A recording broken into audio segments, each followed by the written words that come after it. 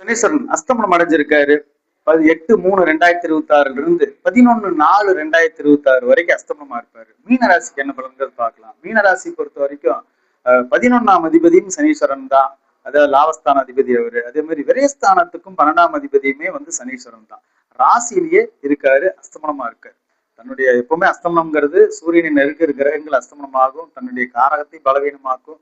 எந்தெந்த பாவமும் அந்த பாவகத்தினுடைய காரகத்தையும் பலவீனமாக்கும். அதனால துன்பங்கள் கொஞ்சம் எப்பவுமே சனீஸ்வரனாவே நல்லதும் அதிகமா தான் இருக்கும், கெட்டதும் அதிகமா தான் இருக்கும். அவர் கர்ம கிரகத்துல முதன்மையான கிரகங்கிறதுனால கொஞ்சம் அது எச்சரிக்கையா நம்ம பார்த்துக்கிறது நல்லது. எப்பவுமே சனீஸ்வரன் அஸ்தமனம்னாவே மீனராசி பொறுத்த வரைக்கும் உடல்நிலை சரியில்லாம போகிறது, மருத்துவ செலவினங்கள், அலைச்சல்கள் வந்துட்டு இருக்கிறது, இதெல்லாம் நடக்கும். அதே மாதிரி பொருளாதாரத்துல பலவீனமாகும், கடன்கள் உருவாகும், புதிய கடன்கள் வாங்க வேண்டிய சூழ்நிலை வரும், லாபங்கள் குறையும்.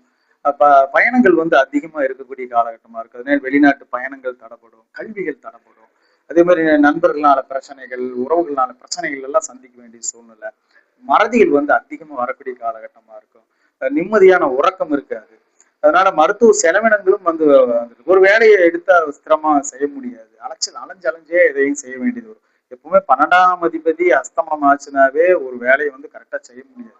பல தடவை போராடிதான் செய்ய வேண்டியது வரும். அப்புறம் ராசியில அஸ்தமனம் அப்படிங்கிறப்பவே அந்த அதிபதி அஸ்தமனமா இருந்தாலும் சரி, அங்க இருக்கிற கிரகம் அஸ்தமனமா இருந்தாலும் சரி, நிக்கிற இடம் பலவீனமானது. அது வந்து ஏமாற்றத்தை கொடுக்கக்கூடியதா இருக்கு. ஒருத்தரை நம்பி ஏமாறுறது அப்படிங்கிறது மீனராசி பொறுத்த வரைக்கும் கூட்டு தொழில்ங்கிறதே ஆகாது. இந்த மாதிரி நேரங்கள்ல இவங்களை ஏமாத்திட்டு போயிடுவாங்க பண விஷயத்துல. அதனால கொஞ்சம் பணம் மட்டுமல்ல, எல்லா விஷயத்திலயும் எல்லா காரியங்களையுமே ஜாக்கிரதை இருந்துக்கிறது நல்லது.